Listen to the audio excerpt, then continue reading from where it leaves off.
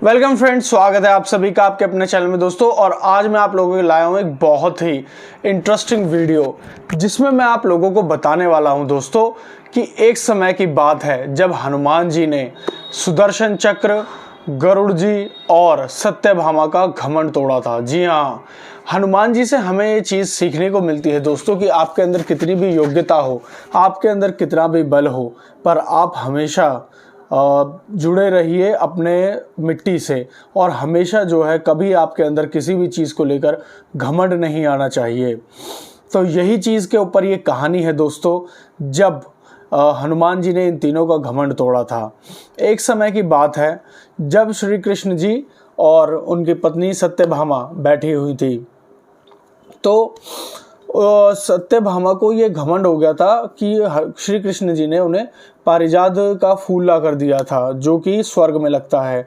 तो जब उन्हें ये फूल ला कर दिया तो उन्हें लगा कि श्री कृष्ण जी को वह सबसे प्रिय हैं और वह इतनी सुंदर है कि श्री कृष्ण जी ने उन्हें पारिजात का वृक्ष फूल ला कर दिया है स्वर्ग से। तो इस चीज़ पर उन्हें घमंड हो गया।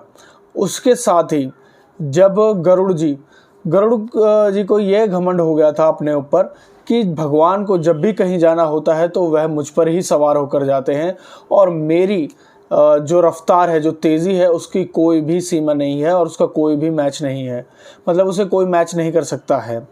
ऐसे ही सुदर्शन चक्र को घमंड हो गया था कि जब भी भगवान को किसी भी युद्ध में या कुछ भी ऐसा करना होता है, जो कुछ भी बड़ा कार्य करना होता है, तो भगवान मेरा ही इस्तेमाल करते हैं।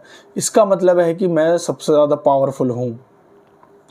और ये बात जो है भगवान श्री कृष्ण को पता चली कि इनके अंदर घमंड आ चुका है। तो भगवान श्री कृष्ण ने एक तरीका निकाला। भगवान श्री कृष्ण ने हनुमान जी को बुलाया। अब जैसे ही हनुमान जी वहाँ पहुँचे, हनुमान जी समझ गए कि वह श्री राम रूप में ही कृष्ण जी हैं। तो कृष्ण जी को देखकर उन्होंने प्रणाम किया और सत्यभामा साइड में बैठी हुई थी। तो उन्होंने सीधा पूछा कि ये स्त्री कौन है और माँ कहाँ है। तो ये देखकर सत्यभामा को बड़ा आश्चर्य हुआ और उन्होंने कहा कि मैं तो अपने इसको इतना वो समझ रही थी कि मेरे अंदर इतनी सुंदरता है और ये है, लेकिन हनुमान जी ने उनकी तरफ देखा भी नहीं और उन्होंने यह कहा कि ये स्त्री कौन है और माँ कहाँ है। तब उन्हें पता चला कि हाँ, कोई उनसे भी ज़्यादा प्रिय श्री कृष्ण जी के लिए है। तो यहाँ पर उन्होंने सत्यभामा का घमंड तोड़ा। उसके बाद श्री कृष्ण जी ने हनुमान जी को कहा कि तुम गरुड़ को बुला कर लाओ और उनसे कहना कि जितनी जल्दी हो सके यहाँ पहुँचे। अब सारी जो लीला थी वो हनुमान जी भी समझ चुके थे कि श्री कृष्ण जी क्या चाहते हैं। और जैसे ही हनुमान जी गरुड़ को लेने के लिए वहाँ पहुँचे तो सुदर्शन चक्र को श्री कृष्ण जी ने कहा कि तुम द्वारका नगरी के द्वार पर खड़े रहो और मेरी इजाज़त के बिना किसी को भी अंदर मत आने देना। तो सुदर्शन चक्र पहरा देने लगे। अब हनुमान जी पहुँचे गरुड़ के पास। अब गरुड़ से बोला कि आपको श्री कृष्ण जी ने याद किया है। तो गरुड़ ने कहा कि भगवान ने मुझे याद किया है, ज़रूर कोई काम होगा, चलो चलते हैं। तो श्री कृष्ण के पास चलने के लिए गरुड़ और हनुमान जी दोनों ही चल पड़े। तो हनुमान जी को गरुड़ ने कहा कि ऐसा करो, आप बहुत धीरे आओगे, ऐसा करो मेरे ऊपर बैठ जाओ, मैं आपको तुरंत लेकर चलता हूँ, भगवान भी मेरे ऊपर ही जाते हैं। तो हनुमान जी ने कहा मुझे आपकी आवश्यकता नहीं है, आप पहुँचिए जल्दी से, क्योंकि मैं तो पहुँच जाऊँगा। तो कहते कि नहीं, आप नहीं पहुँच पाएंगे, आप कहाँ मेरे रफ्तार को कर पाएंगे बराबरी।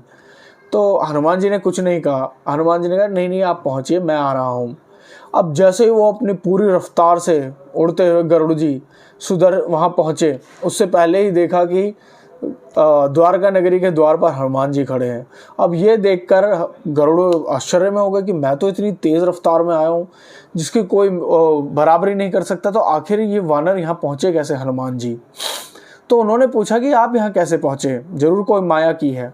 उन्होंने कहा नहीं, मैं तो आपके सामने ही उड़ा था और आपके यहाँ पहुँच गया हूँ, आप कहाँ रह गए थे, मैं तो आपका कब से यहाँ इंतज़ार कर रहा हूँ।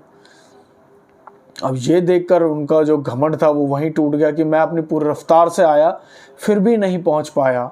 अब बारी थी सुदर्शन चक्र की। सुदर्शन चक्र को श्री कृष्ण जी ने द्वार पर खड़ा किया था रक्षा के लिए। तो वहाँ पर जो है सुदर्शन चक्र रास्ता रोकने लगे हनुमान जी का। अब जब श्री कृष्ण जी बुलाएं और हनुमान जी का कोई रास्ता रोके तो भला कैसे रोके। सुदर्शन चक्र ने कहा कि तुम्हें इजाज़त नहीं है, जब तक भगवान इजाज़त नहीं देंगे मैं तुम्हें अंदर नहीं जाने दूंगा और मुझे कोई भी यहाँ से नहीं हटा सकता है। हनुमान जी ने उसे एक बड़े ही प्यार से उठाकर और अपने मुंह में दबाया सुदर्शन चक्र को और सीधा अंदर चले गए श्री कृष्ण जी के पास।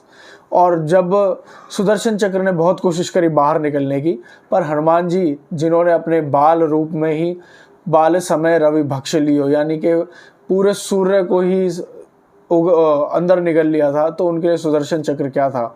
और उन्होंने जाकर बड़े आराम से सुदर्शन चक्र को निकालकर और श्री कृष्ण जी के हाथों में रख दिया। यहाँ सुदर्शन चक्र का भी घमंड टूट गया कि उन्होंने बिना बल लगाए ही सुदर्शन चक्र पर मतलब इतनी आसानी से अपने मुख में रख लिया और सुदर्शन चक्र ने पूरा बल लगा लिया, लेकिन वह बाहर नहीं निकल सके हनुमान जी के मुख से। तो यहाँ इनडायरेक्टली श्री कृष्ण जी ने तीनों का घमंड जो है हनुमान जी द्वारा यहाँ पर तोड़ा। और हनुमान जी जितने ये कहा जाए कि कितने डाउन टू अर्थ है, तो बताने की भी ज़रूरत नहीं है, क्योंकि वह हमेशा ही उन्हें हमेशा बाल रूप में इसलिए माना जाता है, वह हमेशा एक छोटे बच्चे की तरह रहते हैं। उनके अंदर कितनी काबिलियत है, वह क्या है यह वह जानते हैं, पर हमेशा जो है अपना स्वभाव इतना पोलाइट रखते हैं। इसी वजह से दोस्तों जब महाभारत युद्ध चल रहा था तो महाभारत युद्ध में अर्जुन को भी घमंड हो गया था कि मेरे एक तीर से कर्ण का जो रथ है वो 2 पग पीछे जा रहा है और कर्ण के एक तीर से मेरा रथ सिर्फ 1 पग पीछे जा रहा है। तो इस चीज़ में उसको घमंड हो गया। तो श्री कृष्ण जी ने युद्ध खत्म होने के बाद कहा कि तुम इस रथ से उतर जाओ और कहीं दूर जाकर खड़े हो जाओ। तो अर्जुन ने कहा कि क्यों, ऐसा क्यों करना है। उन्होंने कहा कि ऐसा ही करो जैसा मैंने कहा है। तो उन्होंने कहा कि अब तो ये सिद्ध हो गया कि मैं सबसे बड़ा धनुर्धर हूँ, क्योंकि मेरे एक बाण से कर्ण का पग जो रथ था वो 2 पग पीछे जा रहा था और उसके बाण से मेरा 1 पग। तब श्री कृष्ण जी ने कहा कि इसका उत्तर मैं तुम्हें दूंगा, पर पहले तुम इससे उतर जाओ। और जैसे ही अर्जुन वहाँ से उतरे और दूर चले गए, उस ध्वजा पर जहाँ हनुमान जी बैठे थे उनके रथ के, जैसे ही हनुमान जी वहाँ से हटे तो वह बहुत बुरी तरह से जो है फटा। और फटने के बाद जो है जब अर्जुन ने देखा तो उन्होंने पूछा कि प्रभु ये क्या था। तब श्री कृष्ण जी ने बताया कि तुम्हारे एक बाण से जो है वह 2 पग पीछे जा रहा था उसका रथ कर्ण का, लेकिन कर्ण के एक बाण से जहाँ स्वयं मैं बैठा था और जहाँ स्वयं हनुमान जी बैठे थे उसके बाद भी वह तुम्हारे जो रथ को 1 पग पीछे भेज दे रहा था। तो इस चीज़ से तुम अंदाज़ा लगा सकते हो कि वह क्या धनुर्धर होगा कर्ण। तो यहाँ अर्जुन का भी उन्होंने घमंड तोड़ा था। दोस्तों काबिलियत चाहे कितनी भी हो, हम चाहे कितना भी आगे बढ़ जाएं, पर हमें हमेशा ही दूसरों के साथ जो है अच्छा बर्ताव करना चाहिए, कभी घमंड नहीं आने देना चाहिए। क्योंकि घमंड तो जब कहते हैं कि रावण का नहीं टिका, जो 64 कलाओं में माहिर था, 4 वेदों का ज्ञाता, 6 उपनिषदों का ज्ञाता और एस्ट्रोलॉजी में सबसे बड़ा वो था ज्ञानी, और तंत्र मंत्र में सबसे बड़ा ज्ञानी था, और न जाने कितनी कलाएं उसको आती थी, हर चीज़ में उसको विद्वान कहा जाता था। लेकिन विद्वान और हनुमान जी को विद्यावान कहा जाता है। विद्यावान और विद्वान में क्या फ़र्क है दोस्तों? विद्यावान होते हैं जिनका जो ज्ञान है वह दूसरों को भी दें और खुद पर भी अमल करें। लेकिन रावण था विद्वान, जिसको ज्ञान तो था लेकिन वह कभी उस पर खुद पर इस्तेमाल नहीं करता था, वह सिर्फ दूसरों को वो ज्ञान देता था, कभी खुद पर अमल नहीं करता था। इसीलिए हनुमान जी को विद्यावान कहा जाता है दोस्तों। तो आज के लिए बस इतना ही। अगर वीडियो अच्छी लगे तो उसको लाइक कीजिएगा, चैनल को सब्सक्राइब कीजिएगा और वीडियो को ज़्यादा से ज़्यादा लोगों के साथ शेयर कीजिएगा दोस्तों। जय हिंद।